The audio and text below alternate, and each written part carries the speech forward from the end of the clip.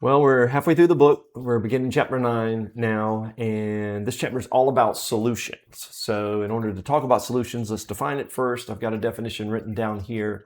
A solution is a homogeneous mixture. Now remember, when we learned about heterogeneous versus homogeneous, heterogeneous means that the composition of the mixture is not the same throughout. Homogeneous means that it is the same, right? So wherever you take a sample, like milk, everything's thoroughly mixed together, and so it's milk. You don't get part fat in one spot and milk and water in the other, right? It's all mixed together. Everything's evenly distributed throughout. So a solution is a mixture like that. It's a homogeneous mixture of two or more substances. You have to at least have two substances. And basically there are two parts to that mixture. The first part is the solute here.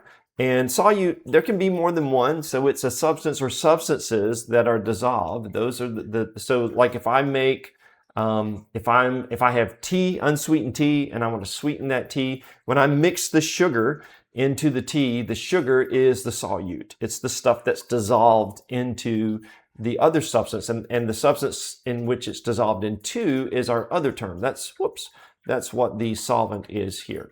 So the tea in that example would be the solvent.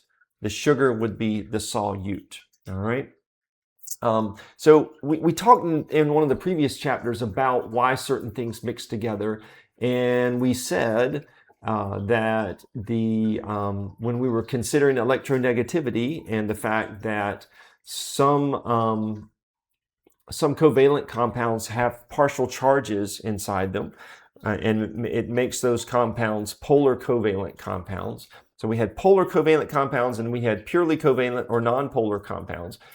And we said that polar covalent compounds would dissolve ionic compounds, or it would dissolve other polar covalent compounds, whereas purely covalent compounds, or aka nonpolar compounds, would only dissolve other purely covalent compounds. And so that's why oil and water won't mix, because oil is a purely covalent compound, whereas water is a polar covalent compound. And so I've got a couple of drawings here. Mine are rudimentary compared to what's in the book. If you want to see some nice drawings, you can look at page 258 and 259. 258 shows how ionic compounds dissolve in polar covalent compounds. And so if you remember, water, I've got that labeled right here, right? All of these smaller molecules are water molecules. And if you remember, with a water molecule, you have the oxygen atom covalently bound to two hydrogen atoms. And if you remember, the oxygen atom carries a partial negative charge because it's more electronegative than the H. And so it unfairly shares the electrons, and it holds the electrons more than it allows the H's to. And so the oxygen carries a partial negative charge, and the H's carry a partial positive charge. And so that's why these smaller molecules are drawn that way, with the one that's by itself being the negative, and then the two that come off of it are the positively charged atoms.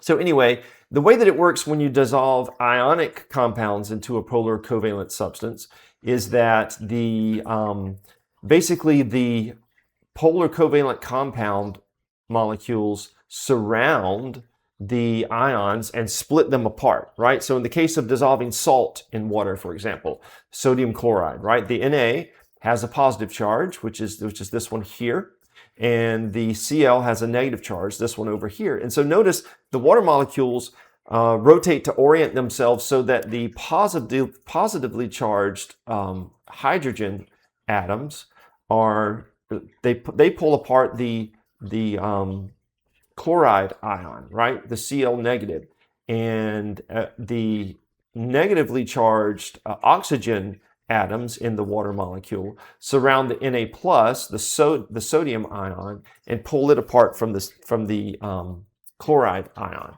And so the thing to note is that when ionic compounds dissolve, they split apart into their individual ions. All right. Now that's important because usually when you dissolve ionic compounds in water, the water will then conduct electricity.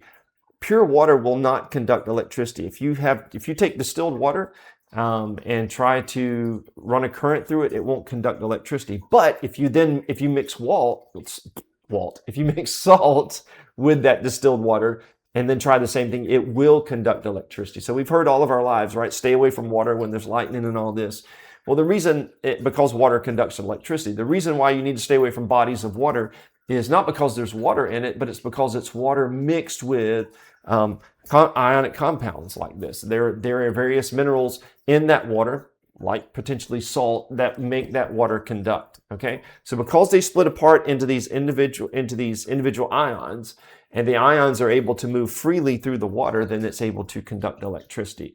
That is not the case whenever you dissolve a polar covalent compound into water. All right, so we've got a drawing of that over here. This kind of like pill looking thing that's got a plus on one end and a minus on the other, that just represents some polar covalent compound.